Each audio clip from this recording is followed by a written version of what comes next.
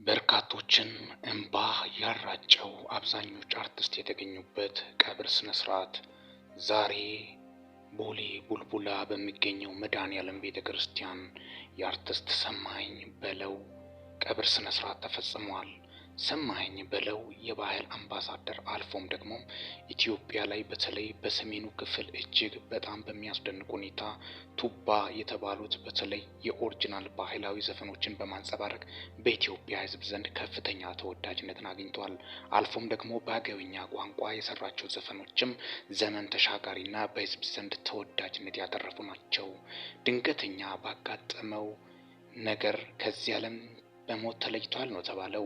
ከዚህ በፊት ሰማኸኝ በለው በከፍተኛ ክብደት መጨመር ምክንያት ሕክምናውን እየተከታተለ በ10 ቀን አካባቢ በጥቂት ቀናት ውስጥ ብቻ ወደ 7 ኪሎ ቀንሻለሁ በማለት በቱርክ ሐኪሞች ክትትል እየተደረገበት ይገኛል። እስካሁን ድረስ የሞቱ መንስኤ ምን እንደሆነ አልታወቀም።